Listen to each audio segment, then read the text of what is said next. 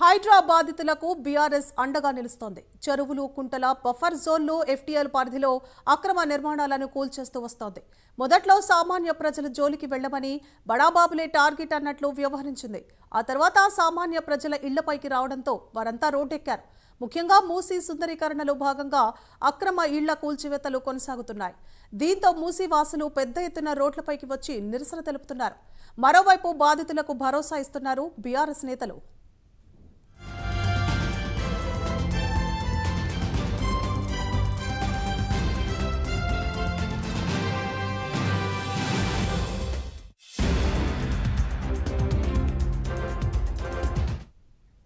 నిన్న హరీష్ రావు హైడ్రా కూల్చివేసిన హైదర్ఘాట్లోని మూసీ పరివాహక ప్రాంతాల్లో ఆధ్వర్యంలో బీఆర్ఎస్ బృందం పర్యటించి బాధితులకు అండగా ఉంటామని ధైర్యం చెప్పారు.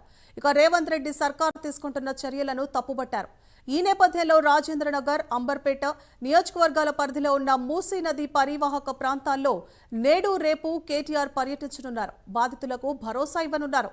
ఇక ఇదే అంశానికి సంబంధించి మరింత సమాచారాన్ని మా ప్రతినిధి చందు అందిస్తారు. చందు, సువర్ణ, మూసీ బాధితులందరూ కూడా అండగా నిలవాలని కూడా బీఆర్ఎస్ పార్టీ నిర్ణయించింది. మూసీతో పాటు హైడ్రా కూల్చివేతలు ఇక్కడ జరిగిన పేద ప్రజలకు అండగా నిలిచేందుకు కూడా ఇప్పటికీ ముందుకు వచ్చింది. ఆ దిశగా ఇప్పటికే ఆ ప్రయత్నాలు కొనసాగుతున్నాయి. నిన్న మాజీ మంత్రి హరీష్ రావు ఏదైతే మూసీ పర్వత ప్రాంతాల్లో కూడా తిరిగారు. అక్కడ బాధితులతో సమావేశమయ్యారు. వాళ్ళ ఆక్రందనను తెలుసుకునేటువంటి ప్రయత్నం చేశారు. ఖచ్చితంగా మీ బాధితుల పక్షాన మేము అండగా నిలబడతాం, మా పార్టీ తరఫున న్యాయపరంగా కూడా ముందుకు వెళ్తామంటూ కూడా వాళ్ళ భరోసా ఇచ్చేటువంటి ప్రయత్నాన్ని చేశారు. ఈ నేపథ్యంలో ఈ రోజు హైడ్రా బాధితులకు కలిసేందుకు కూడా కేటీఆర్ సాయంత్రం బయలుదేరి వెళ్లనున్నారు. ముఖ్యంగా తెలంగాణ భవన్ నుంచి ఆయన బయలుదేరతారు. ముఖ్యంగా రాజేంద్ర నగర్ నియోజకవర్గంలోని హైదర్గూడ విలేజ్ కు వెళ్లి అక్కడ మూసి బాధితులను కలుస్తారు. అదేవిధంగా అదే నియోజకవర్గంలోని కిషన్ బాగు, అత్తాపూర్ ప్రాంతాల్లో కూడా పర్యటించి అక్కడ మూసి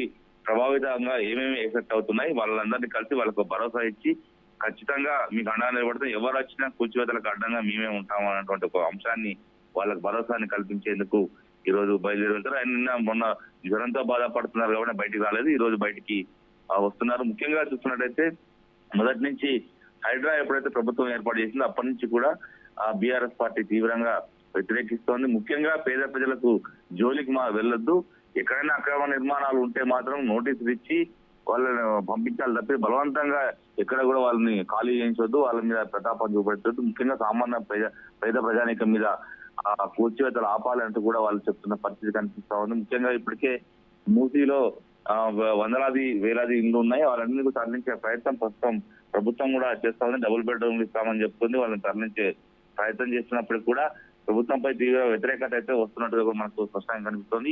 ఈ వ్యతిరేకతను తీసుకోవాలి, ఖచ్చితంగా ముందుకెళ్లి వాళ్ళ బాధితులకు అండగా నిలిస్తే వచ్చే ఎన్నికలు కూడా దగ్గర పడుతుంది. జిహెచ్ఎంసీ ఎన్నికలు కూడా కలిసి వస్తున్న అంశాన్ని కూడా బీఆర్ఎస్ భావిస్తుంది. ఈ క్రమంలోనే మూసి బాధితులకు అండగా నిలవాలని కూడా బీఆర్ఎస్ పార్టీ కనుక ఆ దిశగానే ముందుకు వెళ్తుంది. Suvarna, right, thank you for the updates Chandu.